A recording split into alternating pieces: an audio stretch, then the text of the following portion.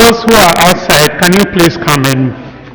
I think we better get on before the room becomes empty.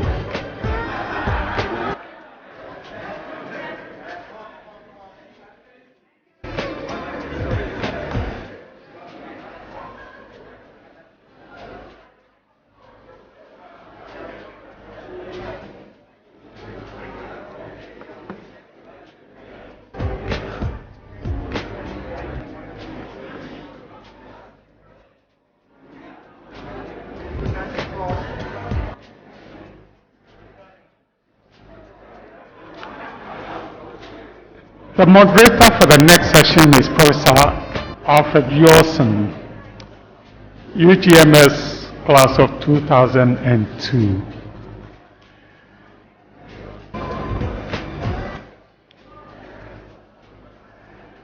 I don't want to do his work for him.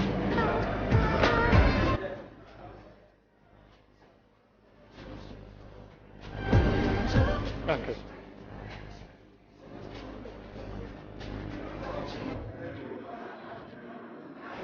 So let's welcome Professor Yawson to moderate the next session.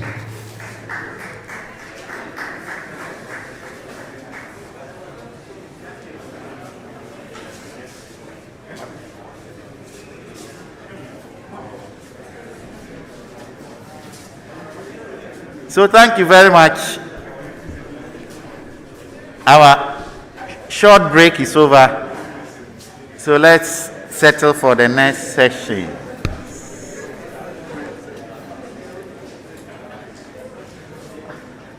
Our ushers, can you get the participants outside to come in quickly, please?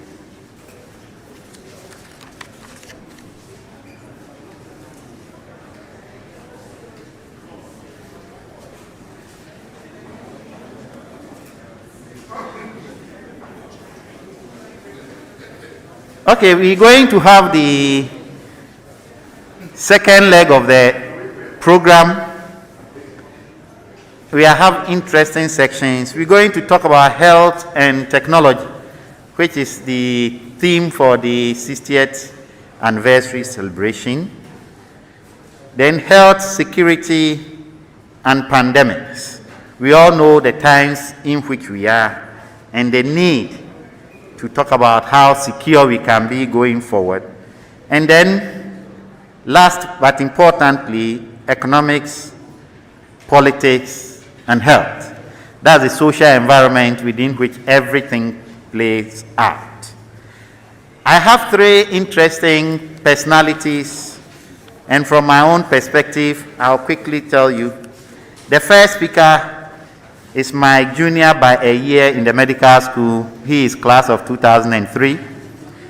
The second speaker is my classmate, UGMS class of 2002.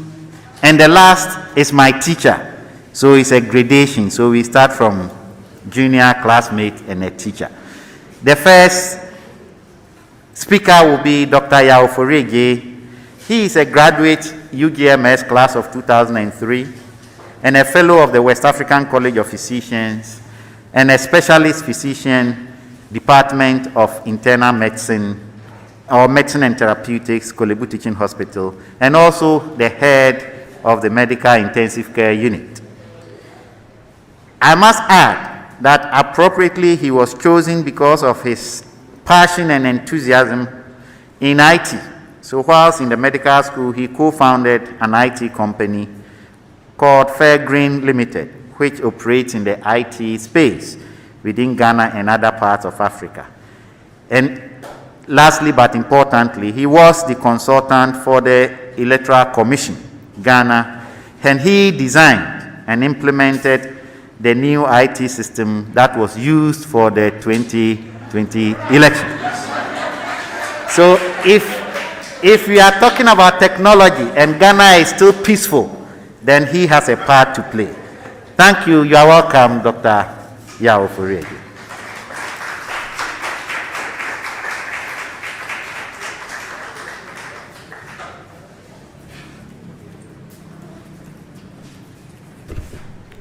Good afternoon, everyone. Let me adjust this for height.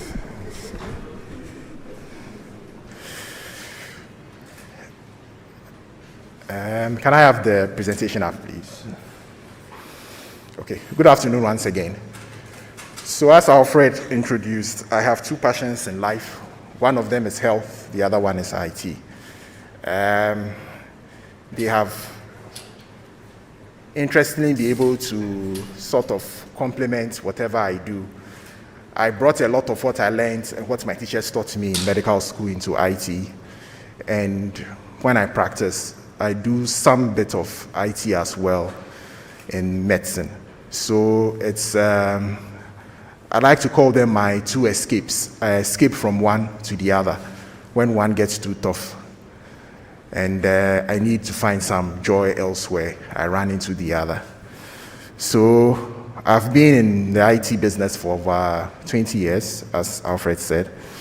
And today I'd like to share some perspective of some of the things that I've come across since I started medicine and IT as well. And then we can look at what the future holds for us as a country when it comes to using IT to sort of optimize the way we give healthcare, teach, and also research in the country. So a little bit of history of health technology, and medicine. They've always actually been bedfellows if you think about it. And ever since we started practicing medicine, we've always used one object or the other to sort of deliver the healthcare that a physician would give to their patients. And these objects from time immemorial have always been an appendage of, if you like, the knowledge that we've acquired from our various practices. So it has been accepted over the period of time by patients themselves and accepts the fact that these technologies, or before they became known as technologies, they were actually seen as objects, are now some of the trusted equipment that we use when it comes to healthcare delivery. So a little bit of history, like I said, the microscope was invented in 1590, in the 15th century. And we would all agree that since then, it was able to let us see microbes, and it's still allowing us to see microbes. We are able to see the Ebola virus, for example, because of this invention that was done in 1590 and has been repeatedly been improved over the period of time. Then the first stethoscope was developed in 1816. This tube-like structure has revolutionized our practice of medicine. And indeed, there are very few doctors, maybe Professor Akosa's like, that do not use stethoscopes. But almost every discipline of medicine uses stethoscope these days. And it was seen as, initially when it was even developed, there were very people who were skeptical about its use. But you cannot find any health institution in a stethoscope being used. So it's been a very useful device that was developed then. In the 1895, the X-ray was discovered. And you would agree with me that X-rays and subsequent imaging modalities that have been developed, from the CT scan to the MRI, has also let medicine itself become easier to practice, because now we have a window into the body itself. Without this particular technology, this is something that we probably would have had difficulty when it comes to the practice of medicine. In 1943, the dialysis machine was invented. That has revolutionized renal care in the world. It was made up of what we refer to as konku. Since the first one, some tins and some buckets that they put together to develop it. Since then, we have much more refiner machines that we are using to manage patients with chronic kidney disease. Indeed, we say that renal dialysis is renal replacement therapy and supposed to serve as a bridge for transplants. But we know that transplants are very difficult to come by. So this particular technology that was developed back then has been very useful. Quickly, I'll run you through a few others. In 1963, the artificial heart was done. This was actually developed by a very interesting chap who was a comedian, writer, and a ventriloquist. Then in 1965, we got the ultrasound machine that has been developed. It's then gone on further. We have things like the IVUs that gives us a view into even the smallest coronary vessels. And that's where the technology originated from. Then we have your intracytoplasmic sperm injection. That has made fertility issues lighter for people who could not have children the natural way. Then, when we get to the 1990s, technology has actually taken full, had really become integrated in the practice of medicine. So now you have your CyberKnife robotic surgery systems that is able to target specific radiations to particular cancer cells and treat them without affecting the rest of the human body. So that was also a great innovation that was done. In 2001, the pill cam was developed. I don't know if you've had either an upper GI endoscopy or a lower GI endoscopy done.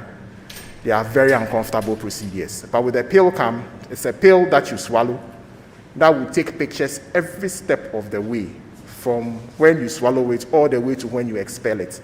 And this is connected to a device on your body, which subsequently your doctors can look at and see the images that you have. So not only is it convenient, it is also very accurate and gives you some good pictures along the line. And it's very miniaturized. So you see that initially when we started, we were building big devices. But as the technology improved over the years, we are now miniaturizing these devices to the extent that now we have something we call nanotechnology, which is now operating at the molecular level. So let's look at some of the current innovations briefly, and then I'll zone down on 3 that I want to talk about, because I think that they have good relevance for our current setting in our part of the world. So there's 3D printing. 3D printing allows us to print things like prosthetics. And we are able to look at, so for instance, you need to have one of the bones in the vertebrae in your neck replaced. You can have a 3D printer do that and then easily put it there prosthetically. You can also generate prosthetics that can be put into your body, and this is done using 3D printing. Nanotechnology, like I mentioned, this is technology that is now focused at the molecular level. They are used for things like delivery of drugs and repair of tissues at the molecular level. That is, first time I saw this was probably in one of those futuristic series on Netflix, I think Travelers. Then I realized that it's actually reality now, that people are actually developing this technology for use in mainstream. Then there's virtual reality, which we'll talk about. We know of robotic surgery that is currently available. Then there's artificial intelligence in healthcare. We'll touch briefly on that. Telemedicine, we are all aware of it, and about how it allows us to extend medicine to places that previously we could not reach. But now we can comfortably do that from very remote areas and give people specialist advice that previously, because of distance and accessibility, we were not able to get to them. There's pharmacogenomics. I understand that there will be a session on pharmacogenomics later on, I think next week. And then one of my personal favorite technologies that is in now, which is the blockchain. We'll talk about it briefly. So we'll zoom in first into virtual reality. For those of you who play a lot of games, I'm sure you've come across what a virtual reality headset is, but in essence, it is a headset that you wear on your head, and then it sort of it transplants you into a different world. Okay, so instead of you looking at the screen, you actually, it's as if you are there. So we call it immersive technology. It immerses you into the environment in which you are supposed to be. And it has, like I said, a 3D glasses, which I'll show you a bit of, and then gloves that you wear. The gloves are very important. And it's estimated that in 2020 alone, the virtual reality market in medicine was about 336.9 million, and it's projected to rise as high as 2.2 billion by 2024. That alone tells you that there's a lot of opportunities that can be gotten from that single technology alone. So this is what a virtual reality setup sort of looks like. And you see the lady wearing a visor or goggles over her head, and she's also wearing some special gloves. Now, the components that you have there, you have what is known as the position tracking. It's important because because you wear the goggles and it transports you into another world, whatever action that you take in that world needs to be sort of replicated to you when you are perceiving it. So that's what we refer to it as being immersive. So for instance, if you crouch, what you see on your eye will actually be the feeling of you crouching. When you turn in every direction, it moves along with you. So I went to a show some time back, and they actually transported me into a clinic somewhere in rural, was it Sudan? Yeah, I believe it was rural Sudan. And you could actually walk through the clinic and tell, for instance, guide somebody to do a procedure.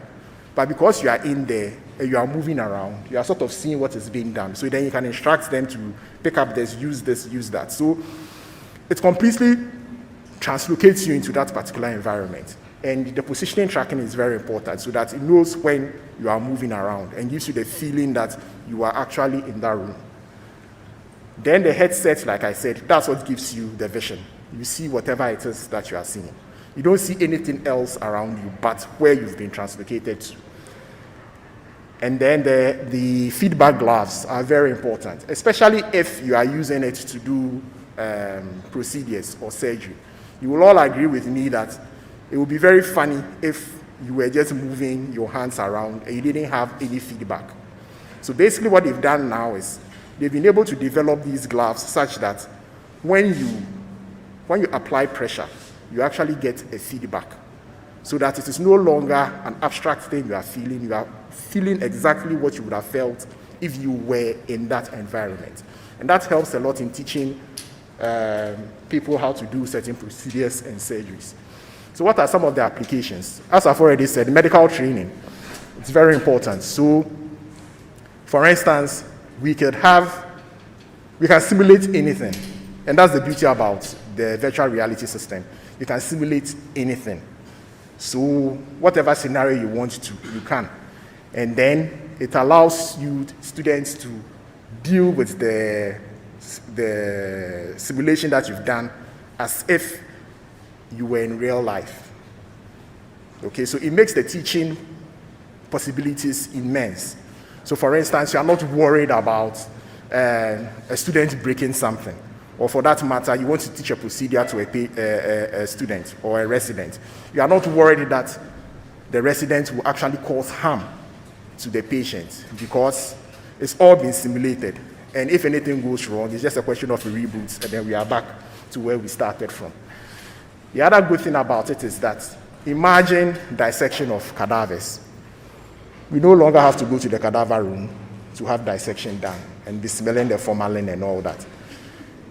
We also don't have to have so many people gathered around one table at a particular point in time.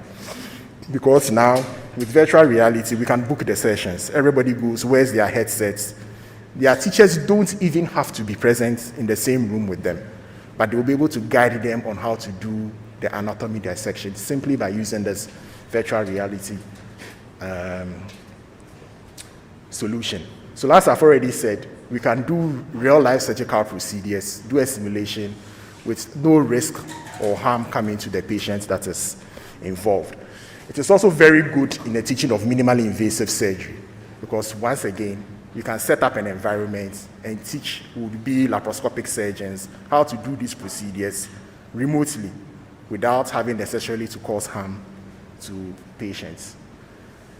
It's also used in the treatment of patients, right? So neurosurgeons, for instance, can take pictures of whatever procedure they are about to do, put it into the virtual reality environment, and then from there, they will be able to practice over and over again the procedure that they are going to do, what they are going to face when they actually go in, so that they can perfect the procedure and then have very little problems when they go in the real life. Mental health is being used in treating people with mental health. So people who have agoraphobia and acrophobia, what they do is that they immerse them into a world where little by little, they introduce them to their fears. So by so doing, they gradually are able to develop coping mechanisms and then overcome the fear that they have. It's also being used in the management of PTSD. Other areas of use is pain management, addiction, and physical therapy as well.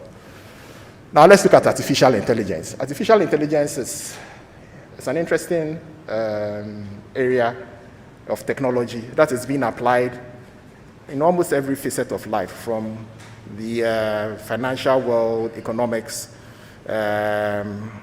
even space exploration and all. And it's also now currently being used actively in medicine. So the key things that make artificial intelligence work is the fact that you are generating intelligence from data. Now, these days, you are generating a lot of data. In the past, we couldn't apply artificial intelligence to the data that we had because we didn't have enough processing power of the computers that we have. Now, we currently have them available. And you would agree with me that these days, almost everything is connected. So we have people who have heart monitors that are being connected. I have patients who now pick up certain devices of Amazon that is able to monitor their blood sugars regularly. And then it reports to their cell phones, which they can then transmit to their doctor. In the ICU, for instance, you are constantly generating data that is useful for research, that can be used to apply and refine the practice of medicine. Unfortunately for us in this part of the world, we do not harvest that data, or we do not have that capability of harvesting that data. So it's there, but we are not using it. But if we have artificial intelligence systems, all this data could be harvested. The systems will learn from that and then subsequently use that in solving some of our medical problems that we have. 4 types of AI systems. We have the reactive machines. Those ones, they are developed to handle particular tasks, and they have no ability to learn or gain experience. An example is the IBM Big Blue computer that beats Garry Kasparov at chess. Limited memory machines, these are like your self-driving cars, right? They store information, they navigate, and then they are able to avoid collisions with distance cars. Then it gets more tricky. We have the ones that have the theory of mind. Now, the machines that can imitate human models, perceive human intelligence, and recognize human emotions, and are able to socialize. And that is where it gets worrisome for some other people, because then these devices are becoming very intelligent. And to the extent that they can even perceive human emotions, they can tell you who is sad, who is angry, stuff like that. And for those of us who watch some futuristic movies like The Matrix and the Terminator series, where the machines have overtaken the world and plan on exterminating us human beings who created them, we should be very worried about the last one, which is self-awareness. Machines that have human-like intelligence, self-awareness, emotions, needs, beliefs, and potentially their own desires. And I think that is where there's a lot of debate going on right now when it comes to artificial intelligence as to whether we should allow it to develop to that level. Because if indeed they can establish autonomy, then nothing stops them from taking over the world. But let's focus on the good that it can. So AI essentially has algorithms. It is the algorithms that teaches it what to do. And it's very much keen to teaching a medical student. So we'll give the medical students lectures, same thing as we'll do with AI. We'll give them structured notes to read. Then we would let them go through the model and let them teach them and let them understand it. And then periodically we will test them. Same way we test medical students with IAs and end of semester assessment and all that. And that is to perfect the intelligence. So it's a continuous cycle. That's how they develop AI. At the end of the day, they develop a model. And that model then is able to detect if there's a deviation from that model.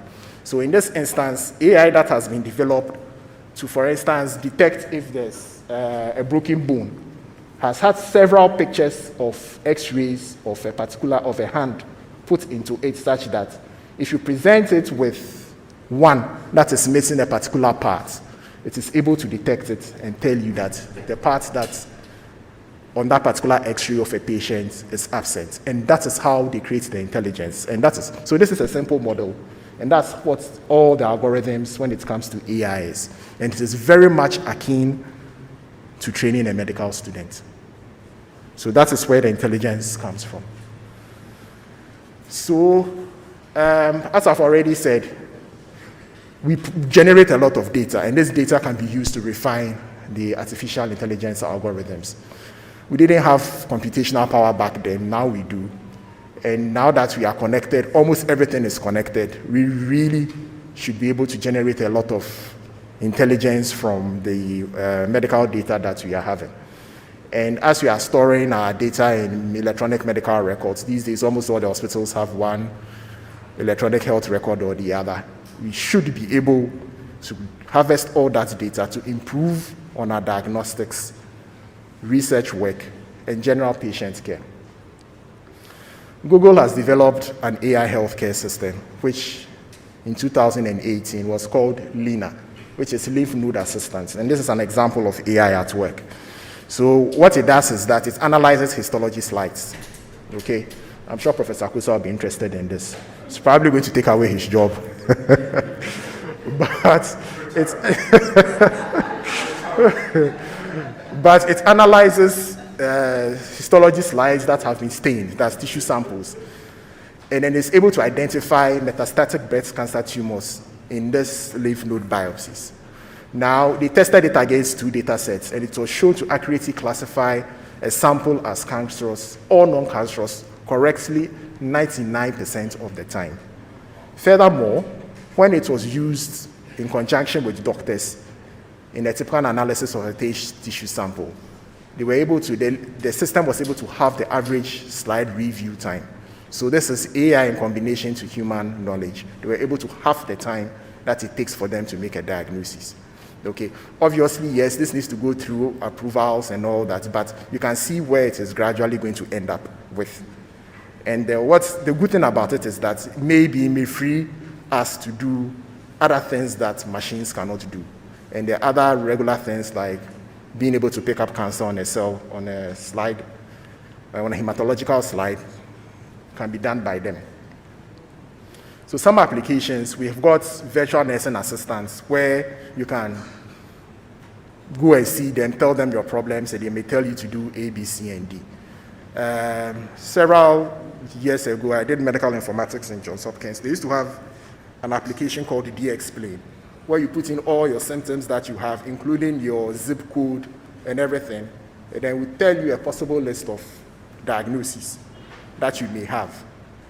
It wasn't always accurate. I'm sure by now they've actually perfected it, but back then it was still very rudimentary. But that was the basis of AI. So we've already mentioned about the assisted surgery, and then medical diagnosis, drug discovery, medical image analysis, we've already said that. And then it is also able to help us in things like clinical decision support systems. So based on data that you are getting from a patient, be it from telemetry or history, it should be able to tell you that maybe the care pathway for this patient, it's proper for you to go along this particular pathway than the other. And this is because it's got a lot of processing power, and it's able to process a lot of data much more faster than we would as human beings, and therefore be able to guide us in doing proper things. Otherwise, our minds, our tired minds may not be able to do. So this brings us to the last bit that I want to talk about, which is blockchain in medicine. I'm sure we've heard about blockchain. For those of us who have been dabbling in Bitcoin and cryptocurrency, we probably are familiar with the term blockchain. And it's a technology that has come to stay with us and is believed to be the future of most of the things that we would do going forward. But for those of us who are uninitiated, what is the blockchain? So it's a very difficult subject to explain to people sometimes because of some of the technicalities that are behind it. But I'll break it down to the simplest way in which I understood it the first time. You should see the blockchain as a decentralized ledger system. Okay? By decentralized ledger system, what it means is that no one single person holds a record. everybody participating in that system knows everything that has been done. So if you think about all of us in this room as being participants in the blockchain, what it means is that I know that maybe Prof. Welbeck has said something to Professor Akosa, and we all know that she said it. There's no way any point in time she can go back and say that I didn't say it. We all know that she said it. We may not know the contents of what she has said, but we know that at 3 p.m. she said something to Professor Akosa, and Professor Akosa said something back to her. And it's there. It's unlike the traditional system where it is only one person who keeps all the data. And if somebody steals that book, we all don't have any historical records of whether something transpired or not. So any transaction that happens within the blockchain is checked by all of us. We all confirm that indeed this thing has happened, and then it is recorded, and therefore it provides very good accountability. And as I've said, when you enter anything onto the blockchain, no one can modify it. So it's sacrosanct. You can't deny that it happened. And as I've said, it is the technology on which the cryptocurrency, Bitcoin, and all the others that we currently trade in was built on. But what is this application in healthcare? So we know that if you look at the healthcare ecosystem and you look at a patient-centered healthcare delivery, we say that the patient is the center of everything in healthcare. But then we have other people who provide us with services. So we have the doctor, we have the pharmacy, we have the insurance companies, we have the hospital, we have other paramedics, all of them who are part of even the mortuary, kitchen, everybody is part of the pharmacies, are all part of the healthcare ecosystem. So the idea of having a blockchain network in healthcare is that everybody knows what has happened and it's irrefutable. So if I, as a prescriber, I write a prescription for my patient, on the network, everybody knows that at this particular point in time, I wrote this prescription for this particular patient. And I can't go back and say that I didn't. Okay? Now, there are questions about privacy. And that is where the line that we have here, marked there, is known as the smart contract. Now, basically what the smart contract is, that it's a contract between all the participants within the network. And that's what guides the privacy. So even though I've written a prescription to my patient, it is because I have a contract with the two of us and not with the pharmacist. It is only us who know the contents of that particular transaction that we have done.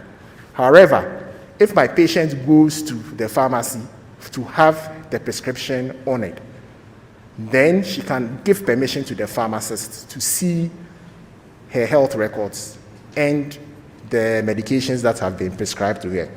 What are the advantages of this? Currently now, we have systems that are in, if you like, silos. Although they will want us to believe that there's some form of health data exchange, it doesn't exist. But if, for instance, a patient is being transmitted from facility A to facility B, because we are all participants on that particular network, it is easy for me to transport that information to the next healthcare facility without worrying. As Alfred is approaching, I see that my time is coming, so I'll be running. So let me just give you a simple use case scenario of what I've described. So in this particular scenario, from step 1, which starts from here, right, we have a patient that presents to the hospital. 2, is seen by a doctor, a prescription is written. 3, it goes onto the system where everybody would have to look at it and agree. So for instance, your insurance company or NHIS has to look at it and say that indeed this prescription that has been written to you, you are eligible to get the benefits and all that. Okay? And then once that is done, it comes down and then it is approved by all entities. The physician agrees that indeed I wrote that prescription. The patients also then, after that, agrees that I've received the prescription from the pharmacy has supplied me with the drugs, and then the transaction is complete. What does this mean? What it means for us is that we can prevent counterfeit medications being given to people because we are able to, for instance, track the production of a drug from the factory all the way up until the time that it was given to the patient. It guarantees confidentiality of patient records. So although everybody has access to the network, it is not everybody who is able to see what information has been written unless we grant them permission to it. It is decentralized. So even if one system goes down, all the others are still available to tell you that indeed these records are in existence and they cannot be muted. It speeds up search for patients for trials, because we all have access to the system. If we want to conduct a particular trial, that would we need patients to meet a particular criteria, for instance. It's easy for us to use that system to search through it, rather than just making it hospital-based, because that is where we are, that is our locality, that's where our jurisdiction is. And as I've already said, it enhances health information, it prevents insurance fraud. So because of the checks and balances that are built into the system, for instance, we cannot use somebody else's insurance card to go and collect drug for somebody else, and all the things that happen when it comes to health insurance. And I dare say that if as a country we are able to implement a system like that, one of the things that we have when it comes to national health insurance not being able to pay providers, a lot of it is because of the processing of the claims. But if you have a system in place that is immutable, that is holds accountability, and everybody is participating, the patient is indeed saying that, yes, I received that service in checks and balances, because the system on itself is a check and balance unto itself. So this is something that I would recommend the NHIS look at seriously in implementing when it comes to claims processing. Right, so I come to the end of my presentation. I think I've done it in good time. Okay.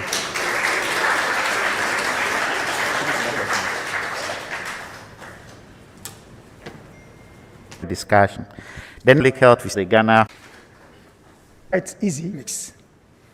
I'm sure somebody will be wondering, are we thinking about the next pandemic? Of course, there will be another one again.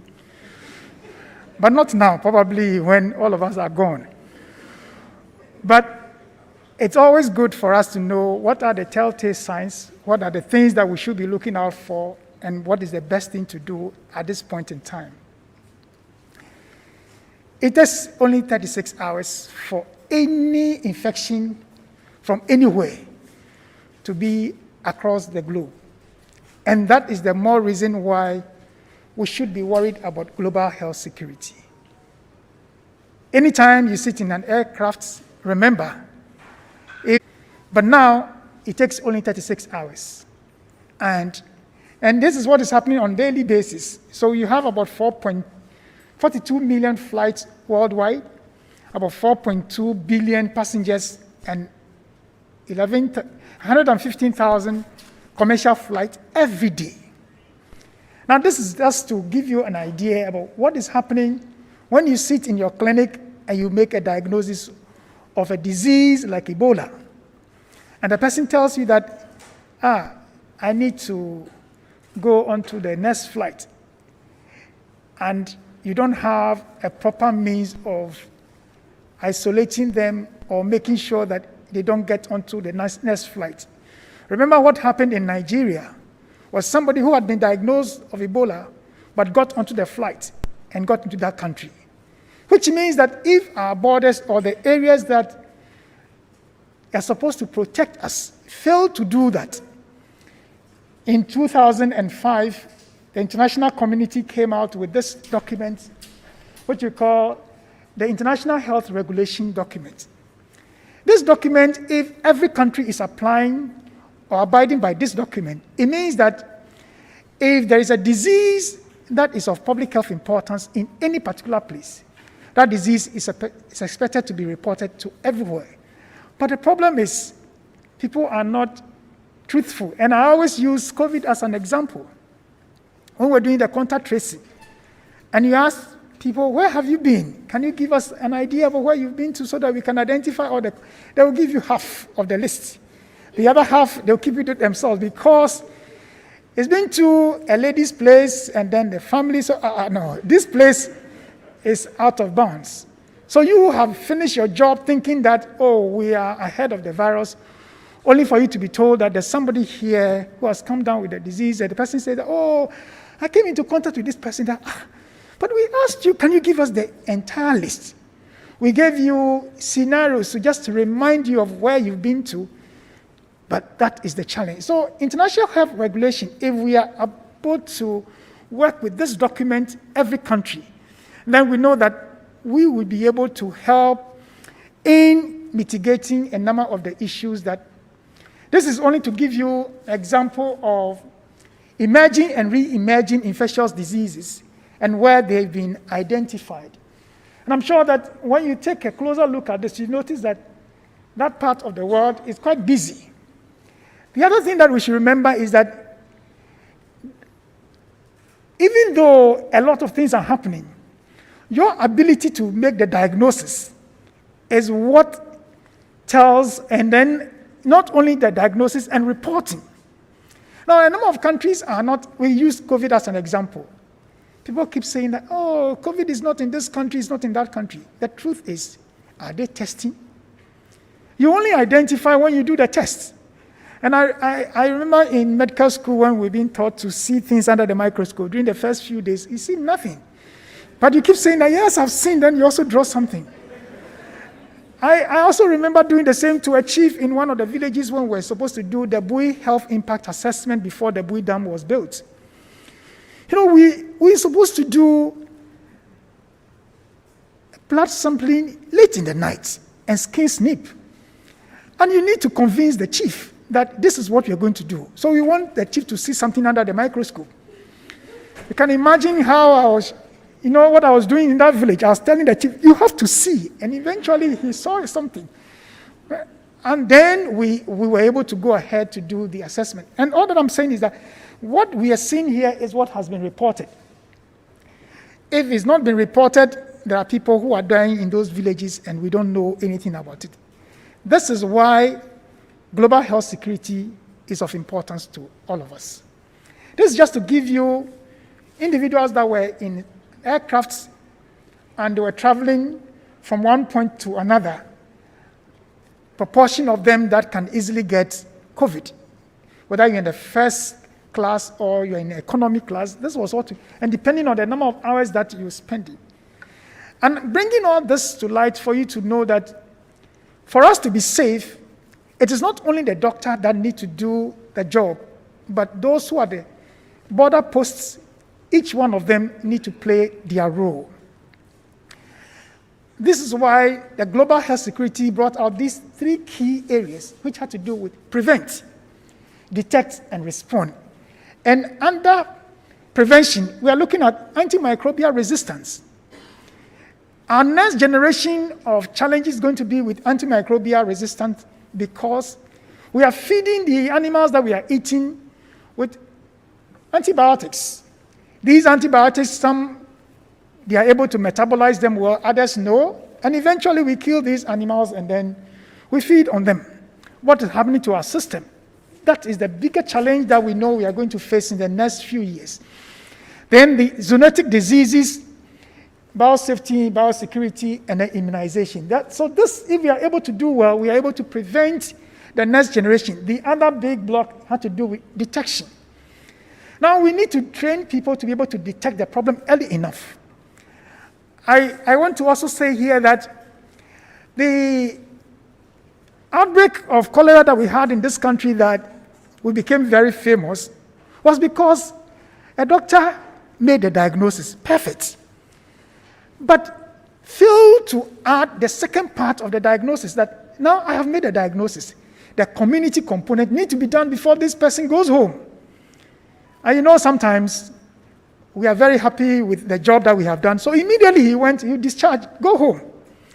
And this lady is a trader who sells wache, a very famous wache. And I published that work to show how the movements of the disease from one region to another, it all started from Accra and moved from Accra throughout the country. Purely because one person failed to do something, which is wait. let's get to the community and identify what was happening in the community. And that is why the detection part is so important, where we are looking at the lab component, we are looking at surveillance, reporting, and workforce development. I sometimes pay more attention to reporting because diagnosing the disease is not enough. But being able to report the disease to the next level is so crucial. There are places that they are doing so well in their facilities, and that's why I sometimes get a little worried about our country, because we are using different systems. And if you ask the country, what is the burden when it takes a particular disease? Some are using the DHIS, others are using LAMS, others. So depending on the system that you are using, and these systems are not talking to each other. Until we are able to harmonize this, we can't tell the burden of the various diseases that we are dealing with. So reporting becomes an important part. And then the last one had to do with workforce. Remember, if the workforce is not there, all this that we are trying to do, we will not be able to. I'm glad to also say that last year we had some support for the ministry to develop a workforce strategic document for this country, for us to know how many specialists do we need, how many doctors do we need, if we are using the model of the disease burden, or we are using the model of the infections that we are having. So depending on the model that you are using, that will tell you the numbers that you need for you to be able to do your detection properly. And the last component had to do with respond. If you are able to detect, the next thing is to respond, and responding not only waiting too late to respond within the shortest possible time. Actually, if we are able to respond within the first 48 hours of any outbreak, then the morbidity and the mortality will reduce drastically. But if we fail to respond within the shortest possible time, then it means that the number of people going to have that infection is going to be huge. And remember what happened with COVID. If our response time was quite fast, then you quickly mitigate the problem. But if your response is slow, the disease will always be ahead of you. And that is a problem with respiratory infections. The last point that I want to, so this includes establishing emergency operation centers, public health, law enforcement. So this is where we need to have the law enforcement. You cannot respond to an outbreak without law enforcement, because you get to a place that a community says that we will not allow you to enter into the community. But if the law enforcement indicates that because this disease is of public health importance, you need to move in, then you can move in. And the last one had to do with medical countermeasures. When it comes to stockpiling, what stockpiling do we have here? If, for instance, we should get meningitis outbreak of a certain proportion, do we have stockpiling of these vaccines?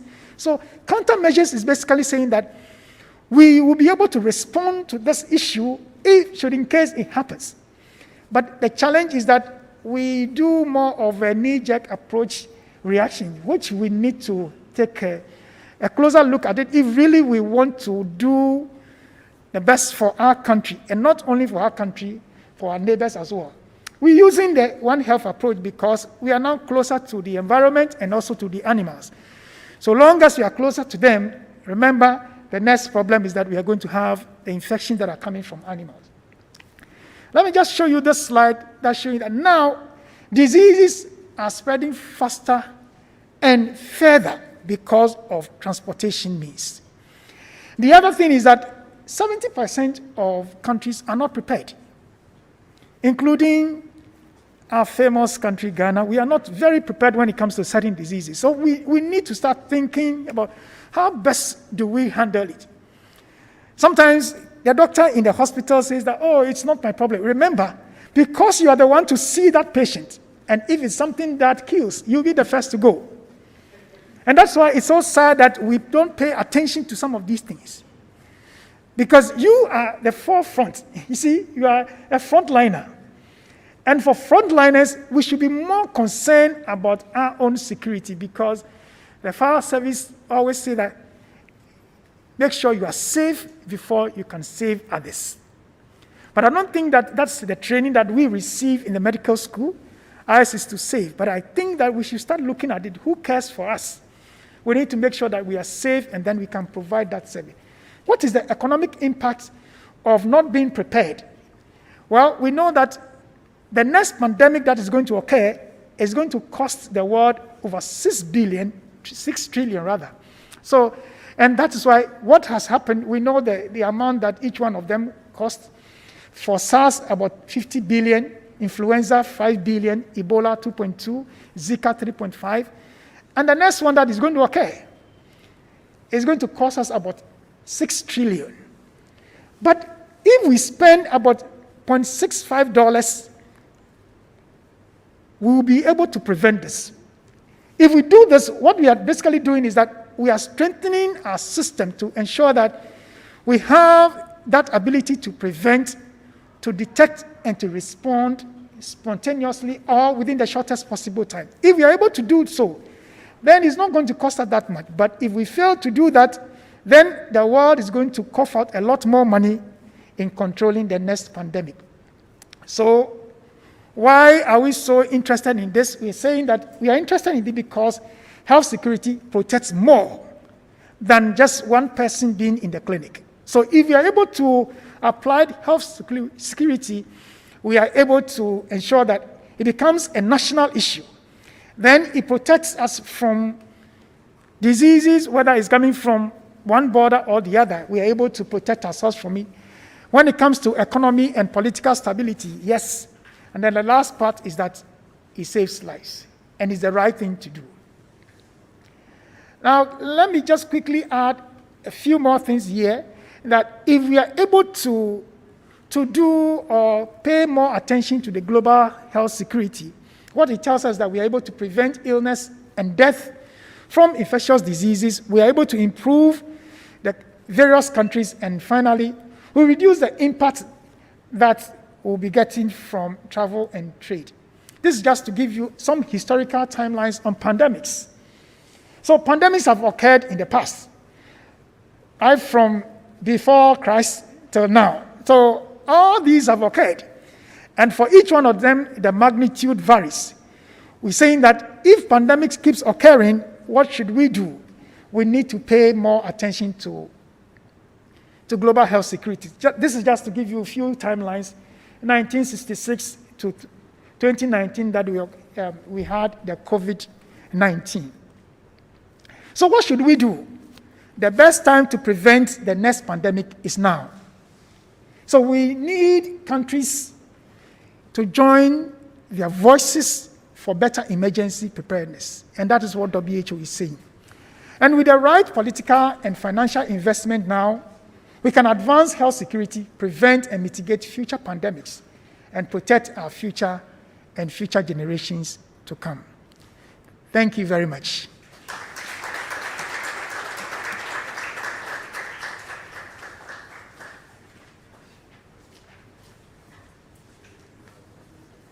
Thank you, Professor Kenu. We will take the last for this session to be delivered by Professor Agyeman Badu Akosa.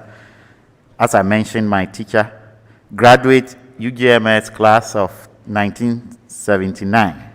He's a histopathologist by specialty, former head of Department of Pathology, UGMS, and a Director General, Ghana Health Service. He is a consultant cellular pathologist with broad perspective and outlook to life, and then social and lifestyle, as well as well-being. He has been active in national politics. Welcome, Professor Akosa.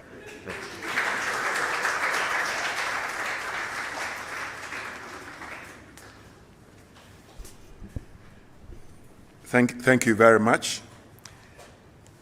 Since I missed the official launch, if I may, I just want to take an opportunity to congratulate UGMS for 60 years, and also to say that it is an institution that has regenerated itself. I entered medical school 73, and in 76, some of those who taught me were the first batch of medical school graduates. So we had Chum Danso in microbiology, George Badu in hematology, and JT Anim in histopathology.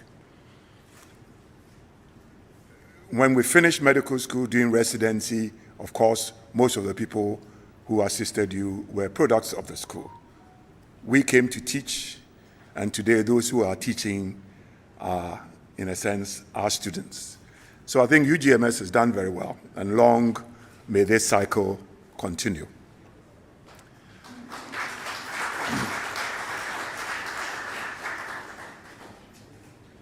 I wish I was talking about cellular pathology. It would have been a lot easier. But I got a call from Stephen telling me, Prof, as for this one, you must talk about it. Politics, economics, and health. For you as medical students, you're taught medicine. I don't think you're taught health. Because health is a huge undertaking. I remember about 10 years ago, I gave a lecture at ISE, the Institute for Social, Statistical, and Economic Research.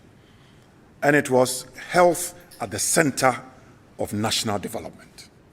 And how I wish that politicians in this country could have embraced that. Because as soon as you take health at the center of national development, you are looking at the people at the center of national development. And everything that health does, and particularly the social determinants of health, is everything that we do in our lives. The social determinants of health, education, agriculture, your nutrition, your housing, your environment, everything. So if you take health and you do the analysis of the social determinants, it becomes something worth doing. Somehow, medical students and doctors shy away from politics. And I can understand, because for us as medical students, you get in and you have loads and loads and loads of information to take in that you do not develop an interest in anything.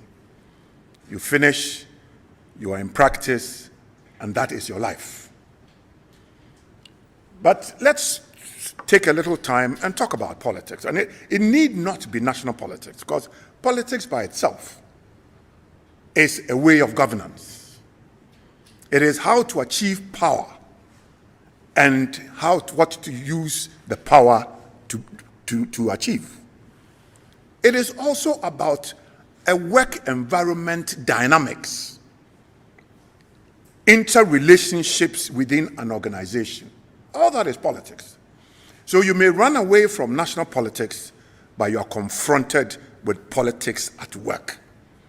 And in so many cases, that is even more deadly than even the national politics that we mostly shy away from. Politics is also about a belief system, because there are those who believe in the laissez-faire attitude, and they will talk about what Adam Smith talks about, that leave people, let them do what they like, and the world will be wealthier by their individual actions. And somebody says, no, we must take over the commanding heights or the development agenda of the country, so that you can use that to help everybody within society. So there are different beliefs, and these are the right beliefs and the left beliefs. Adam Smith said that if you eat your dinner, don't think that the baker who baked the bread, the brewer who made the beer, and the butcher who gave you meat, they did it because of you. No, they did it out of their own personal interest, because at the end of the day, they know they're going to make profit. So I sell you bread and meat and beer, I make profit. So in other words, everything that people do it for personal gain. That is those who are on the right of politics. And on the left of politics, it is about maximizing national development and distributing it as equitably as you can.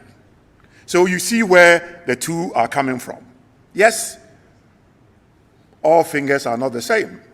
And this morning, I was saying this to a friend of mine who is in some difficulties, and I said, you know, everybody knows this, most of the people who know me very well, that I'm one of the biggest fans of Abrante Amachidede. And I probably never give a talk without mentioning him and saying something. He said, in Satya nyina nyepe, kewo obi nyawaye. In whatever dreadful situation you think you are in, somebody wishes he was like you. Wasiye yare and a say nipa, a sickness that, how should I put it, destroys people. And it wasn't a trap bresso that death ends everything. But so long as you are alive, that for me is a basic philosophy of life. Wherever you are, in whatever circumstances you're in, if you are positive, you know you can chart a good course for yourself. I'll share a few experiences with you.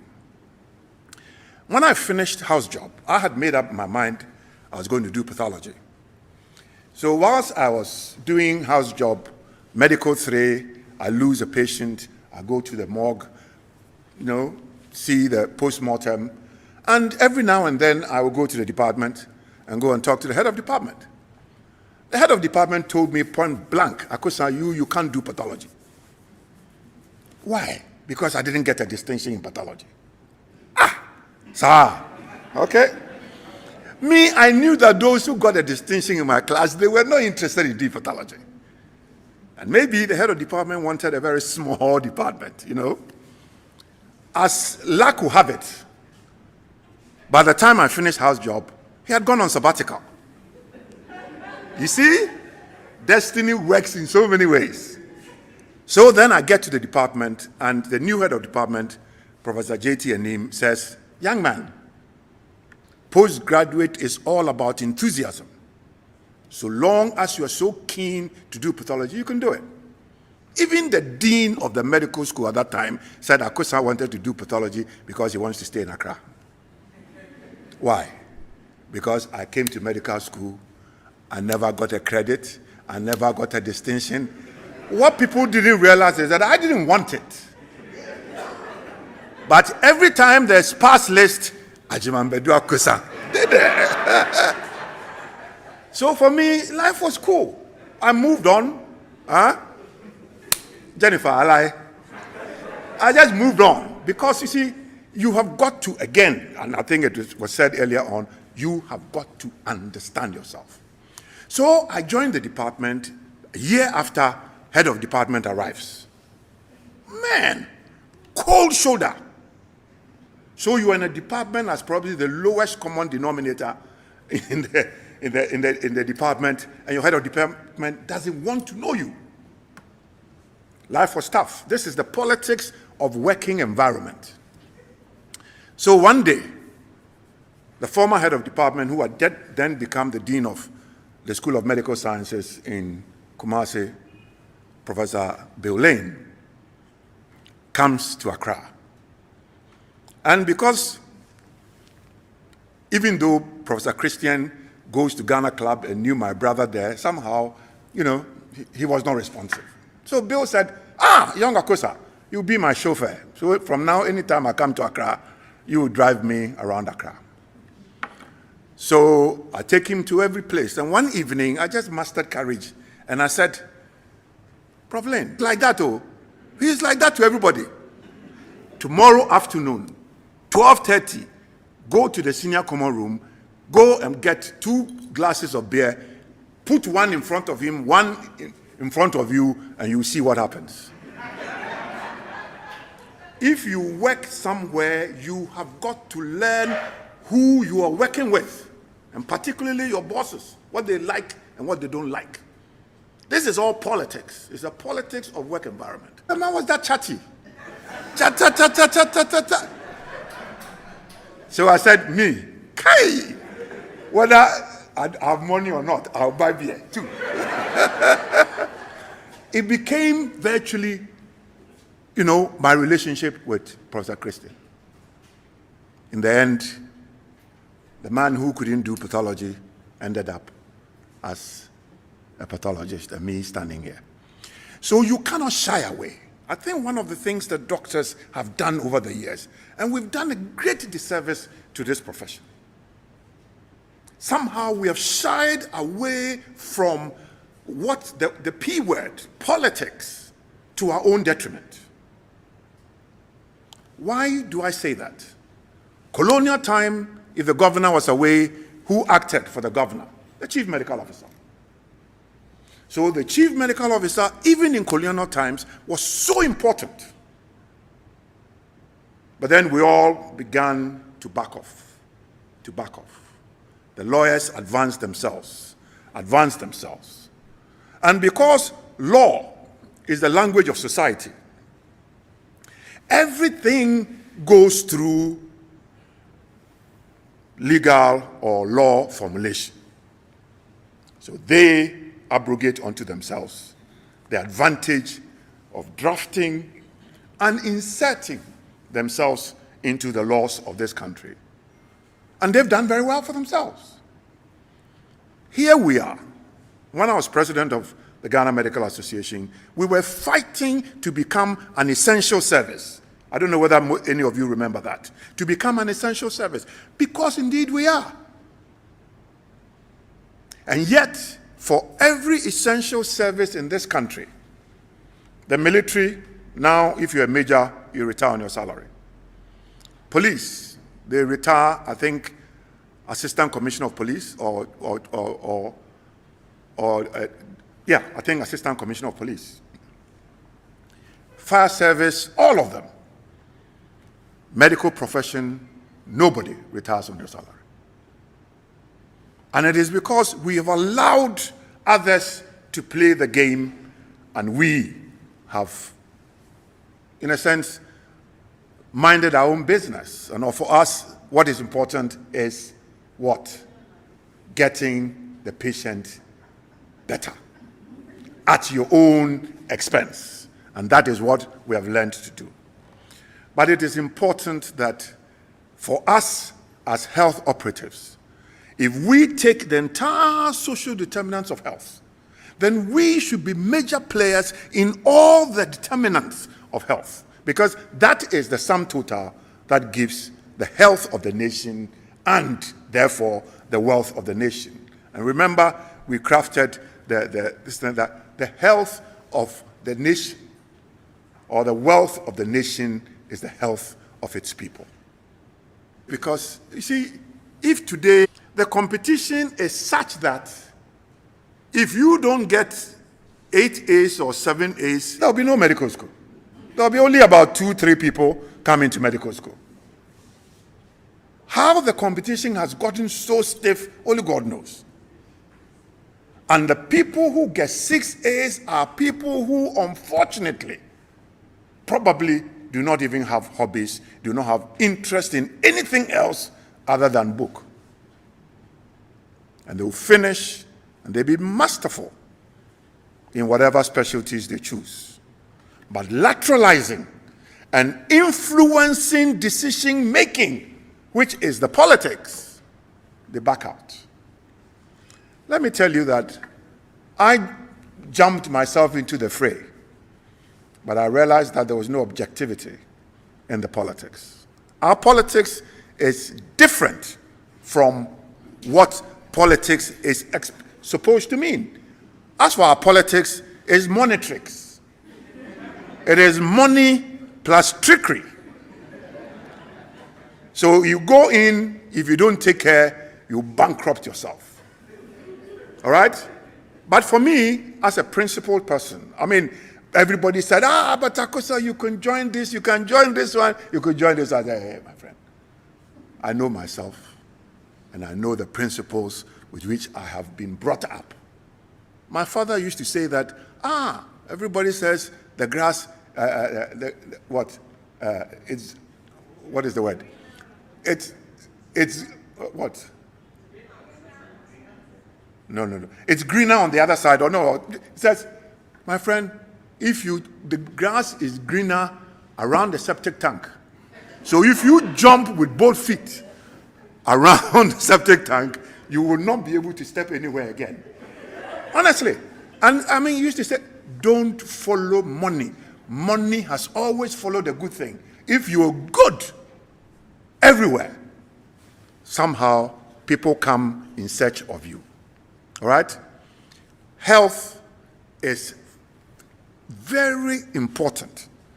But in this country, I think we treat health as almost like a second-rate endeavor. To date, the amount of money that government of Ghana is prepared to spend in the health sector cannot move our health sector forward. It cannot. Health is fundamental because if our people are not well, they really cannot be out there generating money for the country. And as Ofori-Adjei said, technological advancement is such that it costs a lot of money. So health in every sort of way has become very expensive. And yet, we are not prepared to put money into health. What is the outcome? Yes, with all the developments, there are places where probably even the whole health center, they have only one stethoscope. Because who's buying stethoscopes for them? The economy of the country has got to be grown. And some of us who believed in the politics of this nation, we felt that we needed to grow the pie. The bigger the pie, the better portions everybody gets. If the pie is that small, you might get 50% of the pie, but 50% of what? And therefore, it is important that as all of us, number one, we improve the health status of the people of this country. The health status means that we should be providing housing for most people. We all know, I mean, when we're doing campaigns on tuberculosis, one of the things, the phrases that came out was that tuberculosis somewhere is tuberculosis anywhere. In other words, if one person has tuberculosis, and I think Professor Kenu has just demonstrated that the world is so global that somebody sits on flights, coughs, and then the next moment you have just distributed so many things. We are in a situation where the world has become a global village indeed. But for us in this country, it is for us as the principal health professionals to really carry the message of the health of this nation to the governance, those who govern this country. We must provide adequate resources to ensure that the health of the people of this country is good. Good housing, good nutrition, in other words, good agriculture, good nutrition, food and nutrition, education at all levels. All of this in a country now where close to 5 to 10% do not even start school. You would have an underclass, and that underclass will retard your progress forever. Currently, you drive in Accra, and you see these people who have come from Niger, with all their children begging on the streets. Somehow, we have accepted them in this country, but nobody is thinking about ensuring that these children enter classroom and therefore get educated. And they will grow up, and as far as they're concerned, if they didn't die, then education is not, in a sense, essential.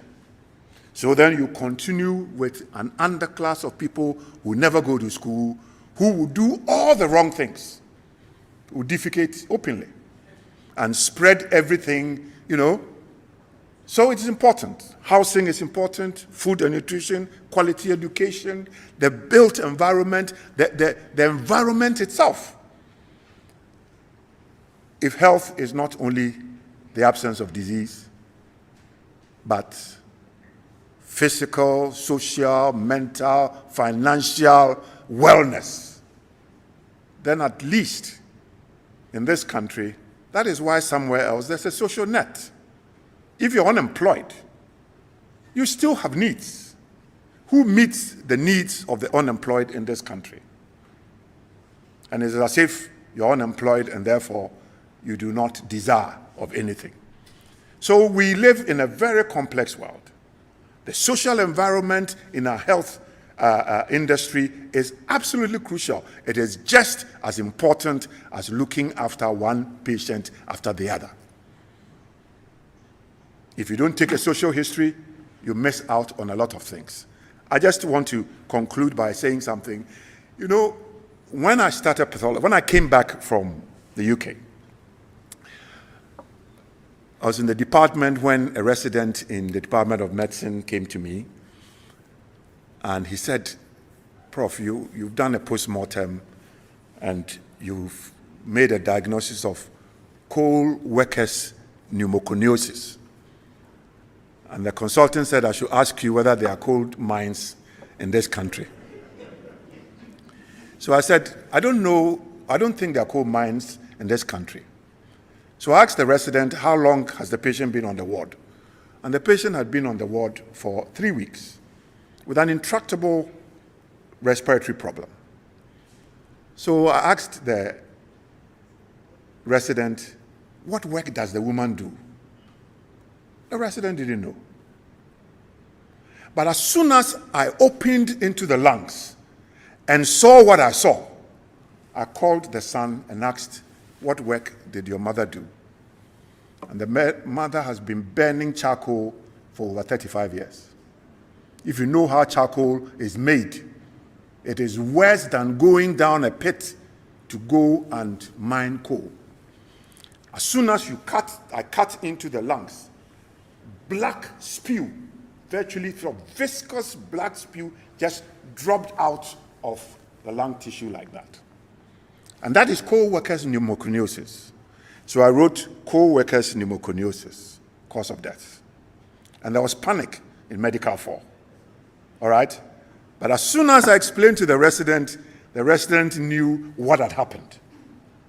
That is why social history is important. So to you medical students, when you're clerking, don't forget who the person is, where the person has been, what the person has been doing throughout their life, because at the end of the day, that is a clue that you need to make a diagnosis. I don't know when we in the medical profession will embrace and work hard, not necessarily at national politics, but politics of the management of the health sector, and advance this to ensure that as medical professionals, we get the share of the growing cake. Thank you very much.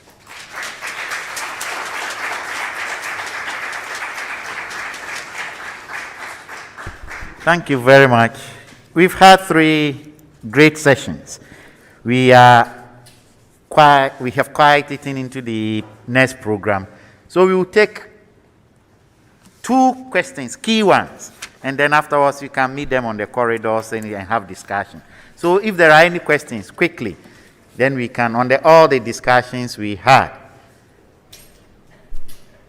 Technology moving from big macroscopic to very minute molecular levels and how it can influence our health. Health security, being able to detect, prevent, and then take action on it. And if you are to prevent the next pandemic, it is now. The resources we need. And the last one is the social environment within which we live, and we cannot ignore that if we are to improve the health of our people. If for nothing at all, we should be interested in the local politics, the politics within the health system, and make it responsive to the needs of the people. Any questions? Otherwise, we move to the next one in the interest of time. Yes, please. My name is John. Please, I want to know, it's about the ICT, the technology part. I want to know, in the case of using the robotics or robotic-assisted surgery, and there is an untoward event, and who is liable? I mean, in the case of using it and there is an untoward event, maybe the patient dies and we are going to have someone to be answering for that death. Who is going to answer for that death? Is it going to be the manufacturers of the AI or the doctor who, assisted in that surgery? Thank you. Okay, so remember we said that when we spoke about technology, it was about objects, and objects have now become technology. So let me throw back the question back at you. If a surgeon is doing a regular surgery with a surgical scalpel and all, and a problem happens, who is responsible for it? Who do you hold responsible for that error? It's the surgeon. So indeed, see AI in surgical robotics as the same tool. That is why it goes through several processes of validation. It needs FDA approval. People need to test use it before they certify it for use on humans. It doesn't mean that it is error-free. Errors will happen. Errors always happen. And if errors happen, an inquest will be done, and we'll find out who was responsible. And if there's culpability, I'm sure whoever is responsible will be punished one way or the other. So it's a tool. It's like every other thing else that we use in the practice of medicine. And then there's a question online. Can it be?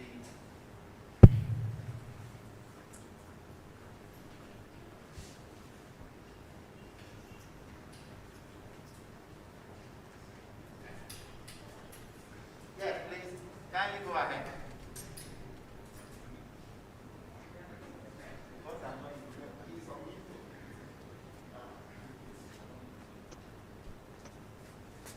Please kindly go ahead, unmute,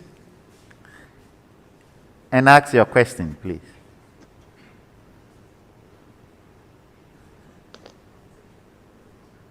Please, who? Are you asking me to ask something, please? Please, Dr. Chegan.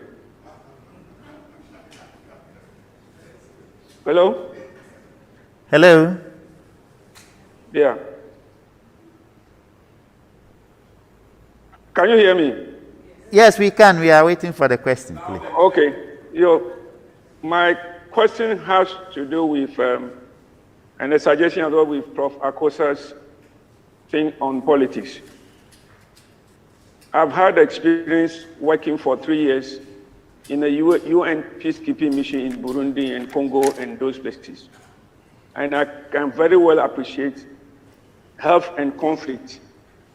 But the suggestion I want to make, the question I want to make is that shouldn't we in our public health teaching teach health in all policies? There's a concept called HIAP, health in all policies. So that like environmental impact assessment, any project that shall be done, anything that shall be done, we insist on health impact assessment. If it's a road, what are the health impact? If it's a bridge, what is the health impact? If it's a dam, you see, we do that, but we put it under environmental health. It should be health impact assessment. When we do it like that, then what Professor Akosa said then becomes health in all policies. That's what and then also, I want the medical school to take up these issues of health and conflict. For example, if there's a conflict, as is in Bogatanga now, between the Kusasis and the other people, you'll find out that all the health indices will go down because maybe the health facility is in one part of the town. And because of conflict, people from one part of the town cannot go to the other part. There will be no immunization. There will be no maternal clinics. There will be no ANCs. So I would like that we consider Prof. Akosa's speech. We've talked, you and he and I have talked about that a lot. But I think we have to take Prof. Akosa's speech that says it and even change some of our curriculum to reflect on how we teach leadership, how we teach governance, and all those things are part of our medical school and postgraduate school training. Thank you very much. Prof. Akosa, what do you think? Thank you. Who am I not to agree with you, Dr. Chega? I think, like you said, we've had a lot of discussions on this. You know, one of, again, the difficulties we have in medicine is that when do you let off, you know, the tight schedule in medical education and teach things like leadership and governance and so on and so forth. Because I wanted to do politics, I went to GIMPA to go and do leadership and governance. It's important. And I went to Lesia. Yes. Lesia. It is when you do that that you realize what we really lack as doctors. Because you virtually move at a tangent at a very early age and nothing else about society. You don't learn anything else about anything that is very important in society other than, you know, medicine. So it's something, but I dare say that it's difficult. If you are head of a medical school, what do you do? At best, maybe we might create public lectures, all right? So public lectures on leadership and governance, and those things can come in. You know, the role of law in society. These are things that can come as lectures. Madam Dean, are you taking it? These are things that can come in as lectures, as public lectures, but as part of the curriculum, it becomes very difficult. But leadership, governance, law in society, etc., can be public lectures. And maybe we can have quarterly public lectures for medical students so that at the end of the day, that rounds up their education. Thank you. Thank you very much. The suggestions are very well noted.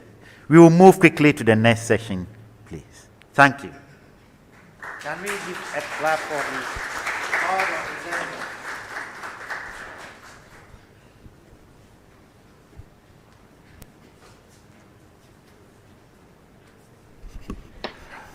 Thank you very